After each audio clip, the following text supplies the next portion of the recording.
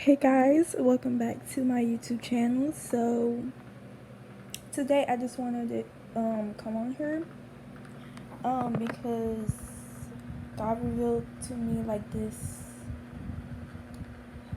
thing that this like is a misconception about the rapture. And I literally just found this whole thing out just like literally yesterday. At the time I am recording this. So if you don't know what the rapture is like a belief that people believe within the church that some people believe that the rapture is going to take place before tribulation, mid tribulation, and others believe after because it's kind of like a controversial topic because many people have different opinions about it. But why can't we just take a look in scripture to see what the quote unquote rapture really is? So for a long time, I thought that the rapture was like a time where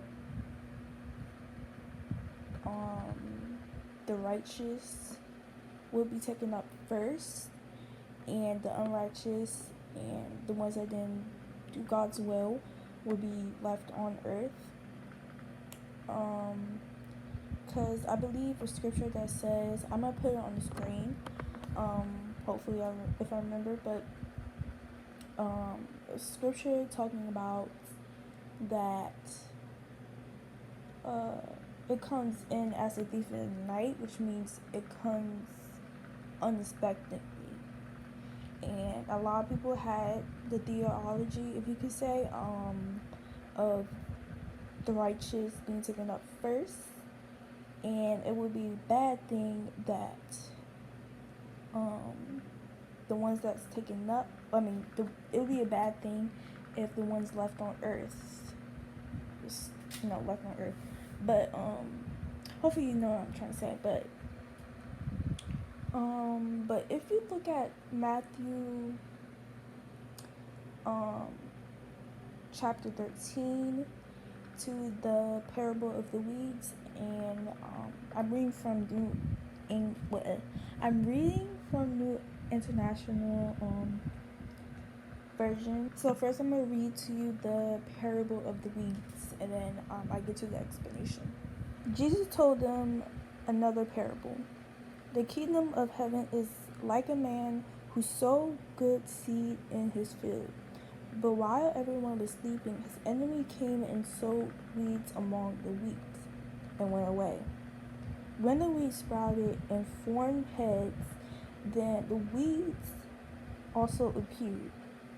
The owner's servants came to him and said, Sir, didn't you sow good seed in your field? Where then did the weeds come from? The enemy did this, he replied. The servants asked him, Do you want us to go and pull them up? No, he answered, because while you're pulling the weeds, you may uproot the wheat with them. Let both grow together until the harvest. And at the time I will tell the harvesters, first collect the weeds and tie them in bundles to be burned, then gather the weeds and bring it to my barn. And I'm going to reread this scripture right here. Okay. I would tell the harvesters, first collect, which means take up, the weeds and tie them in bundles to be burned. Then gather the wheat and bring into my barn. And now I'm going to read the parable of the weeds, the explanation of it. So, Jesus answered and explained parable by saying, the one who sowed the good seed is the Son of Man. The field is the world. The good seed stands for the people of the kingdom. The weeds are the people of the evil one. And the enemy who sows them is the devil. The harvest is the end of the age, and the harvesters are angels. As the weeds are pulled up and burned into the fire, so it will be at the end of this age. The Son of Man will send out his angels, and they will weed out of his kingdom and everything that causes sin and all who do evil. They will throw them into blazing furnace, where they will be weeping and gnashing of teeth. Then the righteous will shine like sun in the kingdom of their Father. So, it's plenty more scriptures that talk about second coming, and like scriptures similar to this one, but I just want to get to this particular scripture right here, for people to understand that